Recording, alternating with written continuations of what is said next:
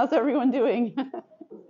Oh, thank you for coming. Yeah, so I figured I would give you a little bit about my background as a human and as an artist because I think it helps understand my work a little bit better.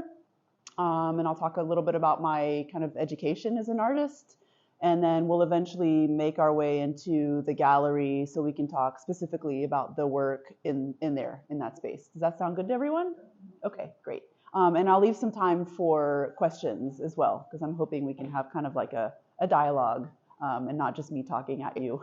All right, so I'm going to go all the way back to my early childhood because it's a little different or atypical. I was raised in a bicultural household. My mother is French from France, and my father is American from the Midwest. And we moved back and forth between the US and France growing up due to my dad's work. My dad was a French professor at Davidson College, and he and his colleagues took turns directing the junior year abroad program in France. And so every few years, the whole family, my dad, my mom, my brother, and I would go to France and spend 1 to 2 years, depending on my dad's work situation. And so that's what we did back and forth all the way through till high school. And so I went to French school when I was in France, and we would spend time with the French side of the family. So all of my mother's family is still in France, and it's actually my first language. So I learned English in kindergarten here in the US. I remember very distinctly not understanding what was happening. But at that age, you learn languages pretty quickly. So yeah, so that's how I grew up. And I eventually went to, as Jeff said, to College of William and Mary for my undergrad degree in studio art. This is pretty much all I ever wanted to do. It really never even occurred to me to do anything else. Both of my parents as educators, that's kind of what I knew. And so, yeah, that's basically why I went to school, is to keep making my work as an artist and eventually maybe to teach. So I had a pretty traditional art education, meaning that I learned to draw, and I learned to draw from life early on, and spent the first 2 years of college focusing on drawing and design. And then in my third year of college, my junior year, I went abroad and I studied in Florence, in Italy for the first semester, and that's where I started learning to paint and learning to use color, and also learning to work more conceptually, which was a big shift from focusing all on technique and starting to work with ideas. My second semester, junior year, I studied in Paris, in France, with Parsons School of Design. I came back to the US, finished school, and then went right into graduate school at University of Delaware, where I got my MFA. So in that time, I was focusing on painting. And I eventually went into sculpture. My master's thesis was actually more sculptural than painting. And I also, during those 2 years of my master's, I worked outside really for the first time seriously. So in plein air, we say in French, which just means outside. And so I started also working much smaller at that time than I had before. In my undergrad years, I had kind of scaled up and up and up. And by the time I finished undergrad, I was painting larger than life, like making 6-foot paintings. And then in graduate school, I started kind of like downsizing and working smaller and more portably and working outside. But the big thing that happened in graduate school is that I shifted from working from life representationally and painting people into eventually abstraction. And I did that through the landscape. So by working outside, looking at the landscape, and then thinking about all the things that are happening outside, eventually biological things, I started working in a more abstract way in my first year of graduate school. I also started becoming aware of repeated patterns in nature and how we find them again in man-made things like architecture. And so I was really thinking a lot about those things. And I was trying to find the connection between the time I was spending outside and my artwork. After college, I started riding bikes a lot. And then in graduate school, I started racing bikes. And I really wanted to draw a connection between this time that felt like really important to me on my bike and running and just outside in nature and in my work. And that was a real struggle, is to kind of like draw that connection. It felt very, very separate at the time. After graduate school, I stayed in Delaware. I kept teaching at University of Delaware, and also working in a bike shop. I was racing bikes, and it was a good way to help me do that. I started making work in series after graduate school. I started making small, repeated things with watercolors and with ink, and this was like this is a theme that kept going through my work and that I still do. Started hanging work in grids, which you can see out in the exhibit with the sky painting. So that started like over 20 years ago. And a year after graduate school, I started working in adventure travel, which it seems like diametrically opposed to the art stuff.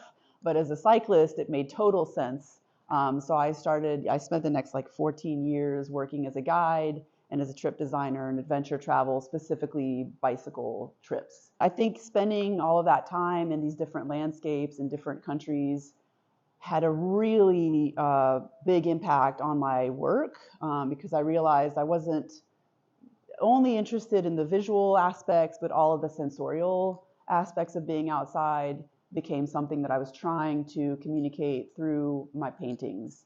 And I think it's partly because I was working outside. And when you work outside, you're acutely aware of weather patterns, the heat, the cold, the wind, the snow, you're in it.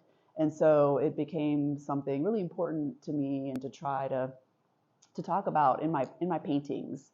And so the work was completely abstract at that point. Well, 11 years ago, I became a parent, and that was another big turning point in my work. And for me, it had a way of focusing my work. I think I became acutely aware of time passing when I became a parent, and decided I didn't want to waste any more time, professionally in my work. And I rededicated myself to my art practice when I became a parent. A couple months in, I think this is a really common feeling with a lot of parents, is like this kind of losing your sense of self into the baby. And I realized I didn't want that. And so I had a hard time initially being a parent because of this kind of like losing of the self. And I realized that for me, making my artwork was going to be the way that I could like reclaim myself.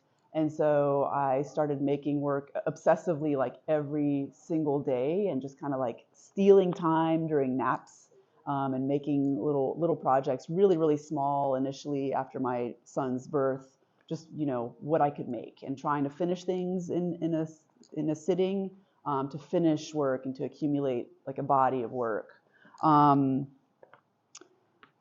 Let's see, when our son, sorry, my husband's right there. So when our son was a toddler, I started a daily, like a year-long project of working in watercolors. Again, I eventually made a book, and that kind of working in watercolors has become a pattern for me in between bigger projects. That's something I've still taken with me. But I made a book called Little Watercolor Squares, from that project.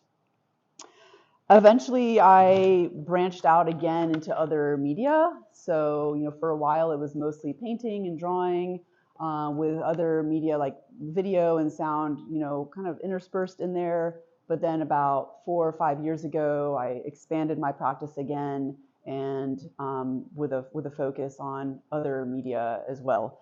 And so that started with installation. So in the exhibit, there's a kind of a small scale installation of the boulder fields. But what really kickstarted this kind of moving into three-dimensional space and sculpture was a project called Paper Mountain, where what the project eventually was a mountain of 1,200 origami birds that I made over the course of 3 months. So each bird was about a cubic foot, and they went up about 20 feet. And then this mountain then kind of cascade is not the right word, but this mountain kind of hovered in the air and hovered above the ground. And so the way it looks was after like lots of prototyping and trial and error over the course of a couple of years. And I realized I really enjoyed that process of like iterating and problem solving and all the, that's an odd sound, and the logistics involved with making such big scale projects, because it wasn't just me in my studio anymore. I had to like bring in outside help and rent heavy equipment, have machinery, you know, like scissor lifts and scaffolds. And so I really enjoyed that kind of project. And so I got to do that particular project twice in 2 different galleries over the course of a few years. So it was helpful to bridge out into 3 dimensions, and it also I integrated video at that point as well.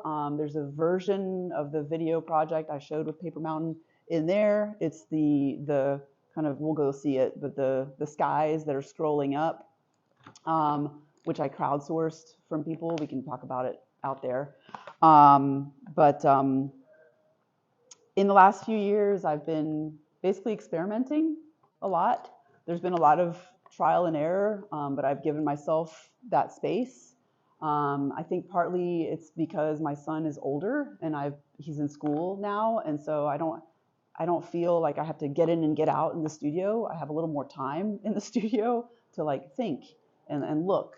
And so I've been trying a lot of different things, you know, projects that I've been wanting to do for a long time and hadn't been able to, or just didn't really have the means kind of technically or conceptually to work on. And so I've been doing that. And that's really where a lot of this show comes from. And so, you know, I've been trying different media. A couple of years ago, I got a grant to study encaustic painting, which is a wax-based painting. And that's where the sculptures in there came from. After I started learning to paint with encaustics, there was a natural kind of progression into sculpture again through encaustics. I think just because the material is a very kind of plastic material and lends itself well to building things with it.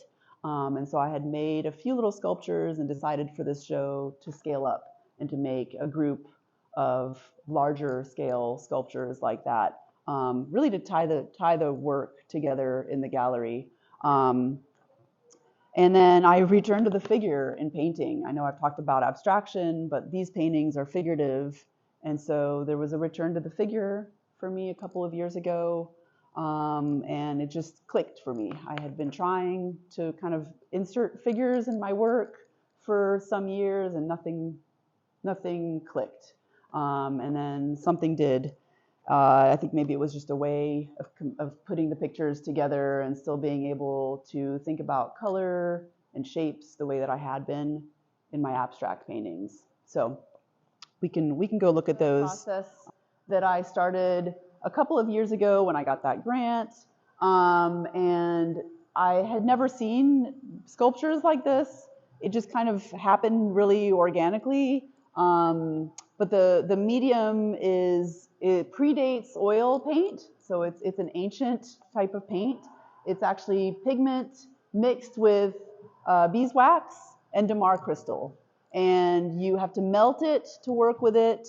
You put it on like hot molten very quickly, you know, before it solidifies again, and then you have to fuse it on to the surface. So every layer, I use a propane torch to melt it again, and then it fuses into the subsequent layers. So yeah, so these sculptures came from that. I decided to make these for this show to activate this space. This is such a great space, but it is big, and so I didn't want to just have things on the sides. And as a way also to bridge different works together through the shapes and the colors. I thought it was a good way to kind of like tie together some of the works that were on different walls. So that's where these came from. And I think you can see that when you look at some of the, you know, the painting, the big painting there, and the big paintings back there, and like, you know, and the ones there. So just trying to, yeah, I really wanted works to talk with each other in the space, and not just be in isolation. So we can go to the video, the mountain of paper cranes. that I mentioned, because thematically I felt that it worked because birds fly in the sky, and so I was starting to look at the sky more. And for this project, I crowdsourced images from Instagram. So I actually asked people to post photos of the sky, their photos, and I then took all those photos that people shared with me. They just tagged the project in my name, and I was able to take the photos and use all of these photos from all over the world to then make this project. And the whole idea behind this is that, I mean, there are a few ideas. I'll try to be succinct. But because of social media, some outdoor spaces have become more popular than before, but some have even become overrun with people. Places that are not meant to have so many people in them. Certain parks or wildlife habitats. And so I think it's pretty interesting that a social network like Instagram can draw people out, but also can we have kind of these unmitigated experiences outside where we're just experiencing the outdoors, or is it all about going somewhere to then share it with everyone? There's this kind of personal and public thing going on, I think, with social media. And I think a lot of nature experiences are ways to go within and also to connect with other people. And so it's kind of this thinking about those things when I made this. A little bit after making this project, I decided to make paintings of skies. And so the sky paintings on the wall over there definitely were, kind of this project kind of percolating down and wanting to make paintings. And so that was the first time that I made a repeated grid project that's bigger than humans. And I originally made it where it was exhibited 19 feet tall over at High Point University, actually, in their Seacrest gallery.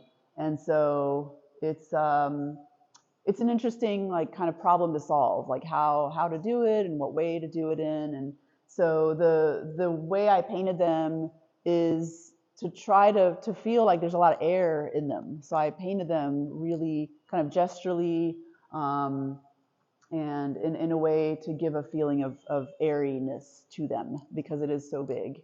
And I didn't want it to feel too big, like you were. Yeah, I wanted it to feel expansive. So it was kind of a juggling act, which was most artist-based papers are cotton rag. This is polypropylene, and it's known as UPO, and it's marketed as a watercolor paper. And years ago, when I tried it for watercolor, I hated it because it picks up fingerprints. As soon as you can't touch it without leaving a fingerprint. Even if your hands are clean, repels the watercolor. And so I did not like it at all. I found it really not user-friendly. And then I did try it with acrylic, and I found some success with acrylic paint just because it was thicker, and so any fingerprints on the paper didn't matter anymore. And so when I was planning this project, I landed on the UPO simply for a couple reasons. I could get it the right size pre-cut, which would save me a lot of work, but the weight of it hangs straight. Whereas most watercolor papers, as soon as you put water on them, they buckle, right? And I didn't, I think a little bit of paper coming off the wall is good because it gives it there's a kind of a tactile quality to it. But I didn't want it buckling all over the place because then it would create shadows and it would be distracting from the image. And so, yeah, so I decided to go with the UPO for that, yeah. When you hang a grid or work with a grid, how much do you labor over placement? Oh, I'm measuring everything. I would feel like I would never be done because I wouldn't necessarily be happy with how I.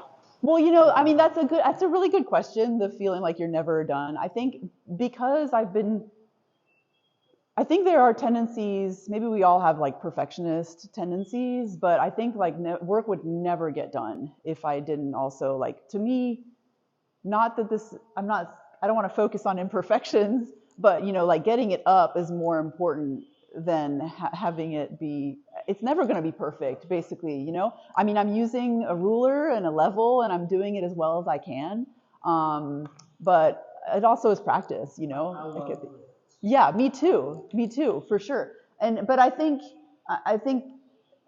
I mean, I think as an artist, it's sometimes easy to rationalize things because we're taught in school to like talk through problems, and so like a little bit of irregularity in the grid is not a bad thing actually because it's like a human touch, right? Like I'm not a machine, and it doesn't need to be mathematically perfect as long as it's close enough. In the last year, I decided to expand my practice into textiles because I had been working with textiles since I was a child, but just never in my artistic practice. At Penland School of Craft, I was there last summer actually for an experimental weaving class. And we were kind of left to our own devices. And so this came out of, you know, just purely an experiment of taking kind of castaway pieces of fabric from upstairs. People were doing a sewing workshop upstairs, and I realized just walking around there were all these little just cuts of fabric. And so I asked them if I could use them, initially thinking I would like weave with them or something. And I think I was just kind of playing with the fabric on the table and realized, you know, when I bundled it together, it just felt kind of rock-like. And I spend a lot of time outside, as I've said, in nature. And I'm also a rock climber. I like rocks. And so it was really on a whim. I thought, what if I like bundle these together so I can get lots of different ones together? And so I put together some different fabrics, started bundling them, realized it was like very labor intensive to bundle them together. I was having to like push all my weight into them, and then it turns out fabric compresses really densely, and you need a lot of it to actually start to create some mass and some volume. So it was an interesting, again, like another little problem to solve I created for myself. I think that's really kind of what art is like problem creating and solving. So I made a few and realized, wow, these kind of remind me of rock cairns when you're hiking and you get to the top of a summit and there's a little pile of rocks. And so I tried making some that were just all one color just to see, and decided it felt kind of boring to make them one color and that I really liked the kind of like joyfulness. But, you know, at the same time, you know, I've always, a lot of my work has been technique based, and like as an artist, there's a lot of satisfaction from being able to do things well. And so in my head, I was also kind of like dueling, like this feels like very untechnique-like. I don't know if this is valid as an artist. And also everything I've ever made and seen as textiles is light and airy, and if it has weight, it's suspended, it's coming from the sky, and this is the opposite. It's like bound together tightly and heavy. So I decided to kind of take a leap, and I felt like there were other conceptual things coming into play that I thought were interesting. You know, there's a lot of talk about fast fashion and the kind of waste that creates. And I thought, well, you know, maybe this is relevant to the kind of zeitgeist. But mostly it feels kind of joyful. Like they're these heavy objects, but they have all these colors. And I'm interested in color. And so, and I'm actually, if you want, I can pass one around so you can see how heavy they are. I initially got the fabrics from Penland because there were people upstairs who were sewing, and they had tons of fabric cast-offs, and they were just like, yeah, take them, just take them. And so I started using those, and then when I came home, I spoke to friends who own the Village Fabric Shop in Winston-Salem, and I was able to get a lot of little bits and pieces from them. And then I have some friends who cleaned out their mother's home and found a ton of old fabric that they gave me. So I was using that. And I have a friend who's an upholsterer who gave me like big cast off pieces. So, and that's what allowed me to make the bigger pieces. I'm glad that you find it accessible because I wasn't sure. Because I thought, oh, are people going to be all over this stuff? Are they going to want to like, it looks like an ottoman. Are they going to sit on it? I don't think it's made for that kind of weight. So I'm glad it feels like that. It is soft, you know. But yeah, I wasn't sure. Like, are people going to try to kick them because they look like balls? I just think we need to rough Yeah, and so I had made it like this, kind of like I was wondering if a few like brave people would want to go in, so I left kind of an opening just in case. But I think there's always this kind of like, oh, I don't think I should get close to the artwork because I don't want to hurt it. But that was kind of like a small secret invitation in there. But I agree. I would like it to be more and bigger, and so I'm glad that it feels like that. Yeah. And I added the sound in, I think, to tie it to the outdoors, because I wasn't sure if these felt like boulders or rocks to other people. And so I decided to add the sound element. And so actually I can talk about that. Um, I went backpacking on my own in June, which was a big deal, like by myself. I had been wanting to do this. I had only ever been with other people. And for my 43rd birthday last June, I decided I'm going to go by myself. And I realized it was so quiet, because I wasn't talking to someone in the woods. And so I started making, on a whim, I started making recordings. And I thought, well, there's maybe something I can do with this. So I'm going to make them all 1 minute, because that gives me enough material to work with. So I started recording sounds as I was hiking. This was up in Virginia, in Grayson Highlands in the Appalachian Trail. And then I also shot some video, not knowing what I was going to do with it, but that's where the project over there came from on the TV. So it's actually, I took an 8-second clip that was like pretty still, but you could see the movement of leaves and wind. And then we extended it. I stretched it over 2.5 minutes, and made it go from blurry to focus. And I had made a sound, I kind of like wove together different sounds, and made the image come into focus over the course of that time. And for this project, decided to do just sounds to go with the boulders, kind of to root it in the outdoors. So that's where that came from. Are you familiar with the artist Hamish Bolton? No. What kind of work is this? Because you're talking about the running, the walking sounds.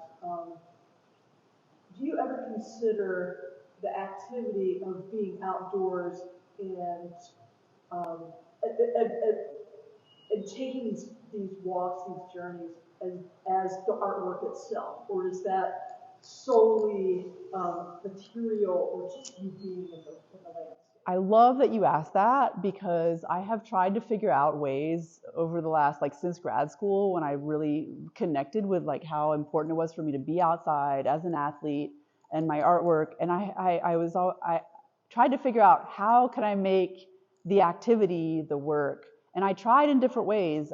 Tim and I made a sound project based on riding bikes, like 2005. No, it was 2006. And basically we set up a bike on a trainer inside and put mics on the different parts that made different sounds. And then it sounds like a helicopter. Well, so we made this installation with we had multiple speakers. And if I remember correctly, each part had its own speaker, and then we layered them. And it was evocative because it was kind of this ambient sound that sometimes sounds like a helicopter or certain parts. But people didn't really know what it was when they heard it, but it made them happy. It was like this kind of like, yeah. At the time, that was campy. Yeah. That was a campy bike. That's a very specific. Sure is. Yes, it is. Yeah, that was a campy bike. Actually, yep, right. There are French names on the sculptures, and that's because it's my first language. It's not so random, actually. But the names do come from a book of poetry. I do like to use poetry to help me name a lot of my works. I keep notebooks where when it's time to name artworks, I'll go through different types of poetry books and just jot little notes, little phrases that I'll lift or that I'll like change a little bit. These were all little phrases of French poetry that I found, evocative. So I'm obsessed with color. I'm of course, like harmonious color is interesting, but I'm interested in dissonance and like surprising relationships of color. And I guess ultimately contrast. And I think that's really kind of what is like one of the threads that ties the work together is contrast. You know, like a contrast between a hot and a cool color, or a pattern and then a flat area, a flat color. But yeah, I'm interested in creating kind of surprising. I like surprising myself in the studio, you know, and putting things together that I haven't seen before. So I might paint something and then actually cover it up and change the color frequently until it feels like it, you know, like it gels. Especially like in that green, you're already setting the stage with a warm color underneath. Yeah, And right. it adds that sort of extra uh, depth and resonance because you have that embedded in the color, Right. embedded in that surface. Thank you. I'm glad that that comes across. You know, I mean, because I think a lot of the time as artists, we're kind of like amusing ourselves and just like playing and seeing what can I do this? What if I try this?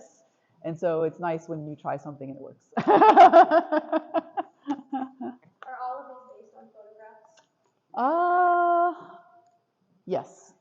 Yes, these are all based on photos, even the big one over there. And I depart the photo. I think the one that respects the photo the most would be the snow painting. And I think it's also because like I had never painted snow, like that much snow. I had painted little spots of snow here and there, but never like a whole snow scene. And it felt like a little foreign to me. And so I think that's why I kind of like wanted to stay closer to the photo. So there were originally two figures in the foreground. There was the gentleman who's now red, and he had a partner, and they were sitting on a rock. And his partner, I felt like I placed her in the middle of the painting, which was like an unfortunate place to be in a painting.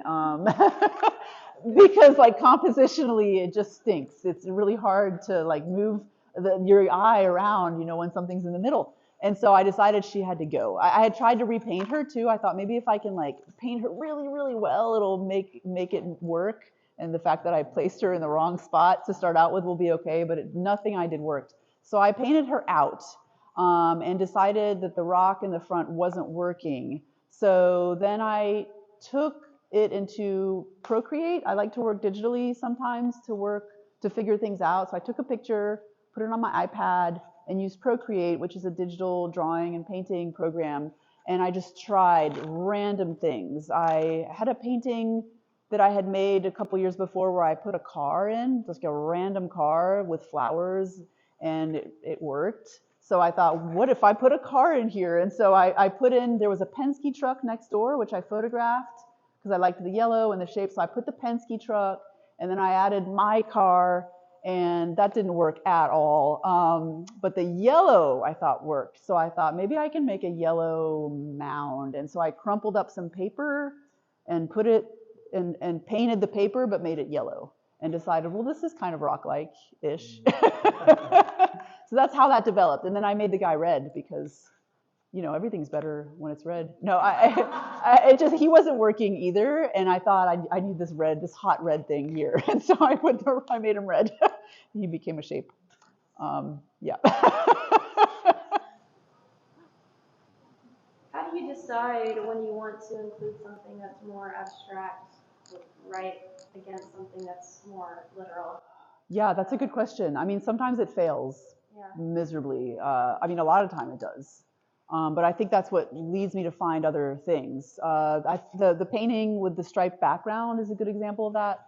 I started with what was happening in the scene. There was like a wall and a big parasol and a lot of things that didn't work. It felt like really full of things.